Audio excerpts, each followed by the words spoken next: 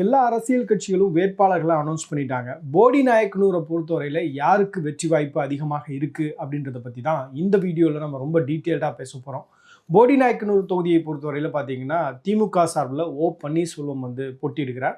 அதிமுக சார்பில் வி.டி. நாராயணசாமி போட்டியிடுகிறார். தாவேகா சார்பில் எஸ். பிரகாஷ் போட்டியிடுகிறார். நாம் தமிழர் கட்சி சார்பில் கலையரசு போட்டியிடுகிறார். இங்கே ஒரு 4 முனை போட்டியாக இருக்க போகிறதா அல்லது 3 முனை போட்டியாக இருக்க போகிறதா 2 முனை போட்டியாக இருக்க போகிறதா அப்படின்னு பார்த்தீங்கன்னா இங்கே ஒரு 3 முனை போட்டியாக இருப்பதற்கான வாய்ப்புகள் அதிகம் அப்படின்னு சொல்கிறாங்க. திமுகவுக்கும் அதிமுகவுக்கும் இடையிலான போட்டி அப்படின்றது ரொம்ப இன்டென்ஸாக இருக்கும். ஆனால் டிசைடிங்காக தாவேகா இருப்பதற்கான வாய்ப்புகள் இருக்குது அப்படின்னு சொல்கிறாங்க. இப்போ இந்த தொகுதியை பொறுத்தவரையில் எஸ்ஏஆருக்கு பிறகு பார்த்தீங்க அப்படின்னா மொத்த வாக்காளர்கள் அப்படின்னு நம்ம எடுத்துக்கிட்டோம்னா 2,61,631 வாக்காளர்கள் இருக்கிறாங்க. ஆண்கள் பார்த்தீங்க அப்படின்னா 1,26,856 வாக்காளர்கள் இருக்காங்க. அதே மாதிரி பெண்கள் அப்படின்னு நீங்கள் எடுத்துக்கிட்டீங்க அப்படின்னா 1,34,760 வாக்காளர்கள் அப்படின்றது இருக்காங்க.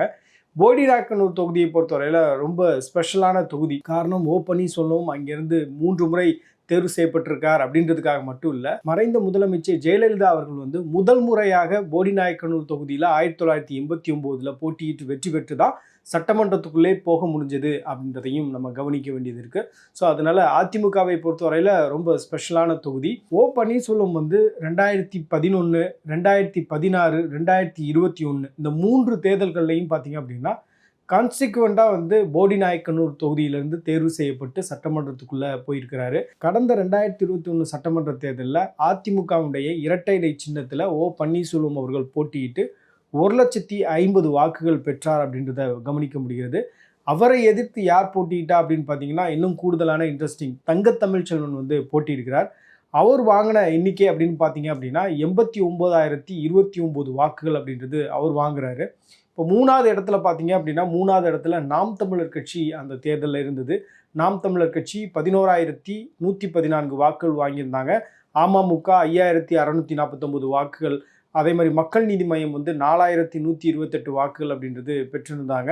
இப்போ ஓபிஎஸ் வெறும் 11,000 வாக்குகள் வித்தியாசத்தில் வெற்றி பெற்றார் அப்படின்றத நம்ம கடந்த தேர்தலில் பார்க்கும்போது நமக்கு தெரிய வருகிறது.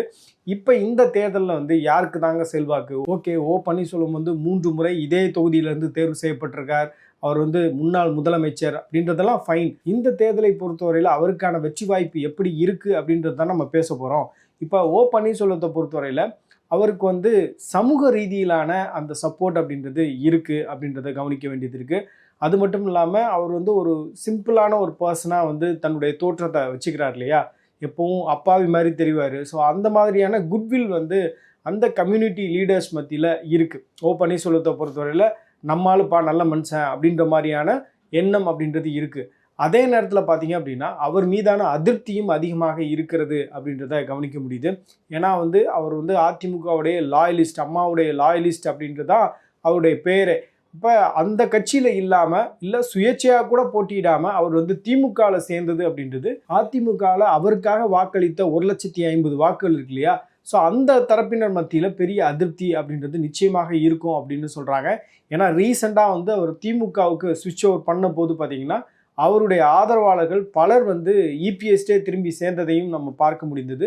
ஸோ அந்த வகையில் பார்க்கும்போது அவருக்கு ஒரு செட்பேக் இருப்பதற்கான வாய்ப்பு இருக்குது. இப்போ போடி நாயக்கனூர் தொகுதியை பொறுத்தவரையில் உங்களுக்கு சமூக ரீதியிலான வாக்குகள் மிக முக்கியமான வாக்குகளாக கருதப்படும். ஏன்னா மக்களை பொறுத்தவரையில், குடும்பங்களை பொறுத்தவரையில் பார்த்தீங்கன்னா எந்த சமூகத்தை சார்ந்தவர் அப்படின்றதையும் கணக்கில் எடுத்துக்கொண்டு தான் வாக்களிக்கிறாங்க அப்படின்றதையும் நம்ம கவனிக்க வேண்டியது இருக்குது. அப்படி பார்க்கும்போது போடி நாயக்கனூரை பொறுத்தவரையில் செட்டியார்கள் அதிகமாக இருக்கிறாங்க. அப்புறம் அதே மாதிரி பிள்ளைமார்கள் அதிகமாக இருக்காங்க, மறவர் அதிகமாக இருக்காங்க, கள்ளர் அதிகமாக இருக்காங்க, கவுண்டர்கள் இருக்கிறாங்க. அதே மாதிரி நாயக்கர் சமூக மக்கள் இருக்காங்க. ஓபிஎஸை பொறுத்தவரையில் மறவர் சமூகத்தினுடைய ஆதரவு அவருக்கு இருப்பது அப்படின்றது அவருக்கு ஒரு எக்ஸ்ட்ரா பூஸ்டாக இந்த இடத்துல இருப்பதற்கான வாய்ப்பு இருக்குது.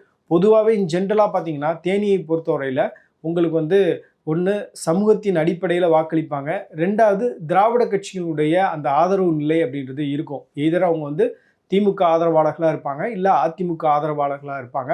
ஸோ இப்படி தான் அந்த ஓட்டிங் பேட்டர்னே இருக்கும் அப்படின்றத நம்ம பார்க்க முடியுது. அப்போ ஓபிஎஸ் கான்ஃபிடெண்ட்டாக ஜெயிச்சிருவாரா அப்படின்னு கேட்டால் அதில் நிறைய கேள்விகளும் இருக்குது.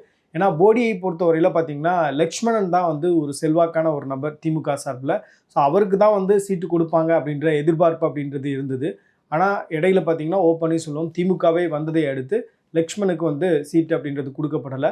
ஸோ அந்த அதிருப்தி அப்படின்றது நிச்சயமாக லக்ஷ்மணுடைய ஆதரவாளர்கள் மத்தியில் இருப்பதற்கான வாய்ப்பு இருக்குது. அவருக்கு பின்புலத்தில் இருக்கக்கூடிய அவருடைய சமூகம், தேவாங்க செட்டியார் சமூகம் வந்து லக்ஷ்மணனுக்கு சீட்டு கொடுக்கலையே அப்படின்ற அதிருப்தி இருப்பதற்கான வாய்ப்பு இருக்குது. இப்போ நம்ம ரீசெண்டாக விசாரிக்கும் போது என்ன சொல்கிறாங்க அப்படின்னா, பன்னீர்செல்வத்தை பொறுத்தவரையில் நான் ஜெயிச்சு வந்ததுக்கு பிறகு நிச்சயமாக உங்களுக்கு ஏதாவது செய்கிறேன் அப்படின்ற ஒரு உத்தரவாதத்தை கொடுத்திருப்பதாக சொல்கிறாங்க. அதன் அடிப்படையில் வந்து லக்ஷ்மணன் வந்து பன்னீர்செல்வத்துக்காக தேர்தல் வேலைகளில் ஈடுபட்டு வருகிறார் அப்படின்றது தான் இப்போதைக்கு இருக்கக்கூடிய செய்தி.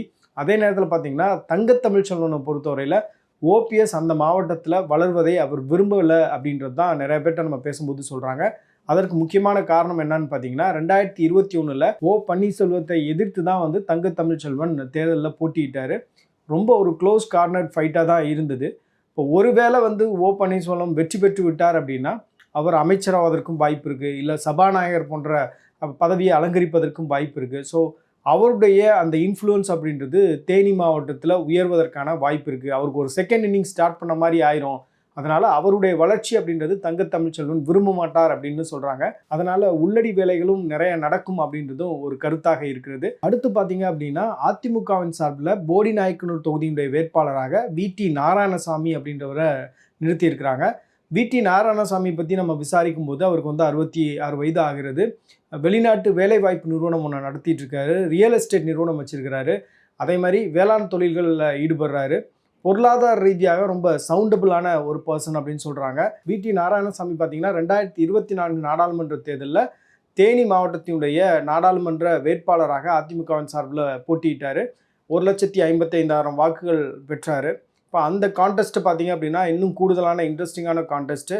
ஏன்னா அந்த தேர்தலில் பார்த்தீங்கன்னா உங்களுக்கு வந்து தங்கத்தமிழ்ச்செல்வன் ஒரு பக்கம், அதே மாதிரி டிடிவி தினகரன் இன்னொரு பக்கம், இதற்கிடையில் அதிமுகவின் சார்பில் வந்து உங்களுக்கு வி.டி. நாராயணசாமி வந்து வேட்பாளராக நிறுத்தப்பட்டிருந்தார். ஸோ ஒரு டஃப்பான கான்டெஸ்ட்டாக அது இருந்தது. இப்போ விசாரிக்கும் போது என்ன சொல்கிறாங்க அப்படின்னா இவரை பொறுத்தவரையில் பொருளாதார ரீதியாக செலவு செய்யக்கூடிய ஒரு நபர். இதற்கு முன்பு பார்த்தீங்கன்னா 2011 இவர் வந்து தேர்தலில் போட்டியிடணும் அப்படின்னு எப்போதுமே வந்து இந்த விருப்ப மனு அப்படின்றது கொடுப்பாரு. தங்கத்தமிழ்ச்செல்வனுடைய ரொம்ப தீவிரமான ஆதரவாளராக இவர் இருந்தார். தங்கத்தமிழ்ச்செல்வன் அமமுக போனதுக்கு பிறகு பார்த்தீங்க அப்படின்னா இவர் வந்து ஆர்பி உதயகுமார் அவருடைய தீவிரமான ஆதரவாளராக மாறிட்டார் அப்படின்னு சொல்கிறாங்க. இப்போ ஆர்பி உதயகுமார் மூலமாக தான் அவர் வந்து நாடாளுமன்ற தேர்தலில் போட்டியிடுவதற்கான வாய்ப்பையும் பெற்றார். இப்போ பார்த்தீங்க அப்படின்னா பன்னீர்செல்வத்தை எதிர்த்து போட்டியிடுவதற்கான வாய்ப்பையும் பெற்றிருக்கிறார். இப்போ எடப்பாடி பழனிசாமியுடைய வியூகம் என்னவாகத்தான் இருக்கும் அப்படின்ற ஒரு கேள்வி இருக்கு இல்லையா? ஏன்னா பன்னீர்செல்வத்தை வீழ்த்த வேண்டும் அப்படின்றது தான் எடப்பாடியின் நோக்கமும் கூட. பன்னீர்செல்வம் எவ்வளவோ முயற்சிகள் பண்ணியும் அவர் வந்து அதிமுகவில் சேர்த்து கொள்ளப்படவில்லை. சுயேட்சையாகவும் அவரால் வந்து இயங்க முடியவில்லை. கடைசியில் வந்து அவர் திமுகவுக்கு போய் சேர்ந்துட்டார். ஸோ அதனால் வந்து எப்படியாவது அவரை வீழ்த்த வேண்டும் அப்படின்றதுக்காக ரொம்ப ஸ்ட்ராங்கான கேண்டிடேட்டை வந்து எடப்பாடி அவர்கள் தேர்வு செய்வார் அப்படின்ற எதிர்பார்ப்பெல்லாம் இருந்தது.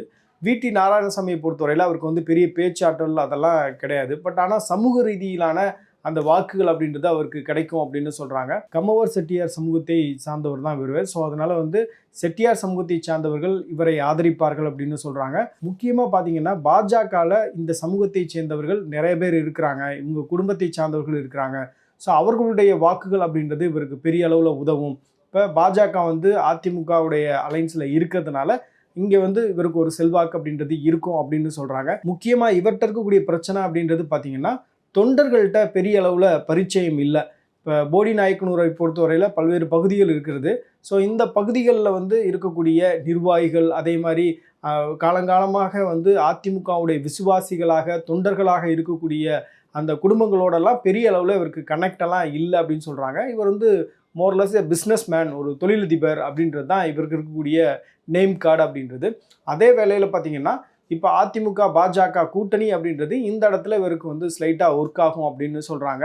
இப்போ பன்னீர்செல்வமா இல்லை வி.டி. நாராயணசாமியா பார்த்தீங்க அப்படின்னா உங்களுக்கு வந்து பன்னீர்செல்வத்துக்கு இது ஈஸியான கேக் வாக்கான எலெக்ஷன் கிடையாது. ஏன்னா அவர் வந்து கடந்த 3 முறை பார்த்தீங்கன்னா 2011, 16, 2021 3 முறையும் அவர் வந்து இரட்டை இலை சின்னத்தில் நின்று வெற்றி பெற்றிருக்கிறார் இந்த தொகுதியில்.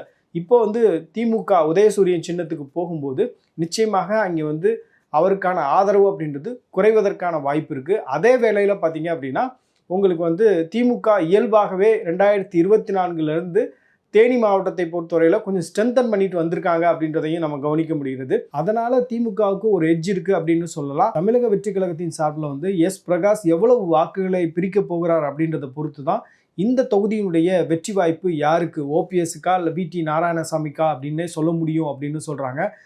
தமிழக வெற்றி கழகத்தை பொறுத்தவரையில் 15லேருந்து 20% வாக்குகள் அப்படின்றது இந்த தொகுதியை பொறுத்தவரையில் இருக்கும். குறிப்பாக இளைஞர்கள், பெண்கள் மத்தியில் ஒரு பெரிய ஆதரவு விஜய்க்கு இருக்கு அப்படின்னு சொல்றாங்க. கடந்த முறை பார்த்தீங்கன்னா 2021 சட்டமன்ற தேர்தலில் நாம் தமிழர் கட்சி 3வது இடத்துக்கு வந்தாங்க. நாம் தமிழர் கட்சி, அதே மாதிரி அமமுக, மக்கள் நீதி மையம் பெற்ற வாக்குகளை வந்து இன்றைக்கு தாவேக்கா பெறுவதற்கான வாய்ப்புகள் அப்படின்றது இருக்கு. ஸோ அதனால தாவேக்கா வந்து ஒரு டிசைடிங் ஃபேக்டரா வந்து போடி நாயக்கனூர் தொகுதியை பொறுத்தவரையில இருக்கும் அப்படின்னு சொல்றாங்க. ஓபிஎஸ்க்கு இன்னொரு சேலஞ்ச் என்ன அப்படின்னு பார்த்தீங்கன்னா, பன்னீர்செல்வத்துடைய இளைய மகன் ஜெயபிரதீப் வந்து அவருக்கு தேர்தல் வேலைகளில் ஈடுபடுவார். ஸோ பின்னாடி இருந்து எல்லா ஒர்க்கும் அவர் பண்ணி கொடுப்பாரு. இந்த தேர்தலில் பார்த்தீங்கன்னா ஓபிஎஸ்க்கும் அவருடைய மகனுக்கும் பேச்சுவார்த்தையே இல்லை அப்படின்னு சொல்றாங்க. அவர் வந்து திமுகவுக்கு சுவிட்ச் ஓவர் பண்ணது வந்து அவருடைய இளைய மகன் ஜெயபிரதீப்புக்கு விருப்பமே இல்லை அப்படின்ற ஒரு தகவலும் இருக்கிறது. ஸோ பல்வேறு நெருக்கடிகளுக்கு மத்தியில் தான் பன்னீர்செல்வம் அவர்கள் போடி நாயக்கனூர் தொகுதியில் வேட்பாளராக நிறுத்தப்பட்டிருக்கிறார் அப்படின்னு சொல்ல வேண்டியது இருக்குது. ஏன்னா இங்கே வந்து நிறைய உட்கட்சி பூசல்கள் இருக்கும். அதுவும் திமுகவை தீவிரமாக எதிர்த்த ஒரு இடத்துல இன்னைக்கு அவர் வந்து ஒரு வேட்பாளராக நிறுத்தப்பட்டிருப்பது அப்படின்றது அதிமுகவுடைய உணர்வாளர்களுக்கு நிச்சயமாக பன்னீர்செல்வம் வெற்றி பெறக்கூடாது அப்படின்ற எண்ணத்தில் கூட செயல்படுவதற்கான வாய்ப்பு இருக்குது. அதே வேளையில் நமக்கு இந்த முறை வாய்ப்பு கிடைக்கும் அப்படின்னு காத்திருந்த பல பேருக்கு வந்து ஒரு பெரிய ஏமாற்றமாகவும் இருக்கும்.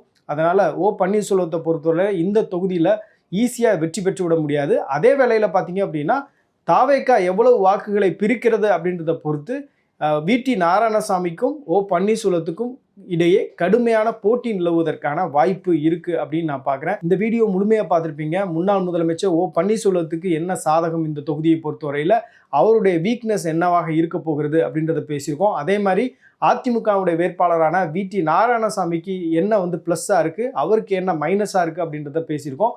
தாவேக்காவுடைய பொசிஷன் இந்த தொகுதியை பொறுத்தவரையில் எப்படி இருக்குது அப்படின்றதையும் நம்ம சொல்லியிருக்கோம். ஒருவேளை நீங்கள் போடி நாயக்கனூர் தொகுதியை சேர்ந்தவராக இருந்தால் உங்களுடைய கருத்தை கமெண்ட் செக்ஷனில் சொல்லுங்கள்.